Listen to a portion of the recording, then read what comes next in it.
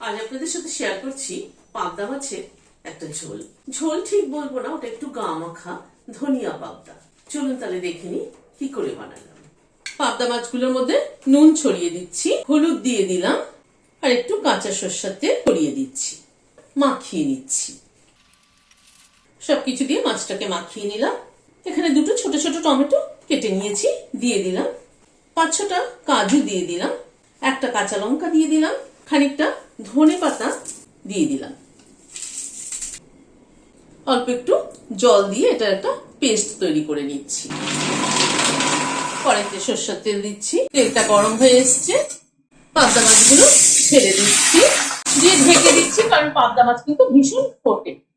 Minute খানেক ঢাকাটা খুললাম, মাছগুলোকে তুলে নিচ্ছি। তেলে 1/2 চামচ কালো জিরে ফোড়নে দিলাম, ফোড়নটাকে একটুখানি ক্র্যাক করিয়ে নিচ্ছি। ওই তেলে মশলাটা দিয়ে দিলাম, হলুদ দিয়ে দিলাম, নুন দিয়ে দিলাম।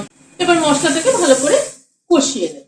এই ধনিয়া পাবদা খেতে কিন্তু দারুণ লাগে, খুব চটজলদি হয়ে যায় এবং খুব কম উপকরণে হয়ে যায় এবং খেতে কিন্তু দারুণ সুস্বাদু। গ্যাসের ফ্লেমটাকে মিডিয়ামে রেখে ভালো করে মশলাটাকে কষিয়ে নিচ্ছি। সামান্য পরিমাণ কাশ্মীরি রেড চিলি পাউডার দিলাম একটু কালারের জন্য।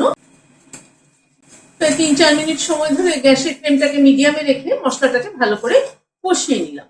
যত ভালো কষানো হবে কিন্তু তত কিন্তু গরম ধনেপাতার ফ্লেভারটা ভালো হবে।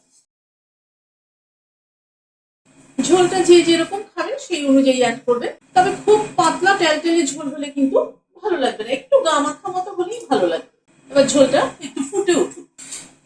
ঝোলটা ফুটে ওঠার পরে মাছগুলোকে দিয়ে দিচ্ছি। পাবদা মাছ কিন্তু খুব নরম মাছ, ঝোলে দিয়ে কিন্তু পাবদা মাছ খুব একটা ফোটাতে হয় না, জাস্ট একটুখানি টকবক করে মিনিট খানেক ফুটলেই যথেষ্ট। মিনিট খানেক একটু ফুটে উঠলো, এবার ধনে পাতা কুচি খানিকটা ছড়িয়ে দিচ্ছি, কারণ যেহেতু ধনিয়া পাবদা এই জন্য কিন্তু ধনে পাতার ফ্লেভারটা খুব ভালো করে আসতে হবে। দুটো কাঁচা লঙ্কা মাথাটা চিড়ে দিয়ে দিলাম, আর অল্প একটু কাঁচা তেল ছড়িয়ে দিচ্ছি, মিশিয়ে দিলাম। গ্যাসের ফ্লেমটাকে বন্ধ করে দিলাম, দিয়ে ঢেকে দিচ্ছি স্ট্যান্ডিং টাইম 5 মিনিট। ভিডিওটা যদি ভালো লেগে থাকে তাহলে একটা লাইক এবং সাবস্ক্রাইব করার অনুরোধ রইল। আজ তাহলে এখানে শেষ করছি। নমস্কার।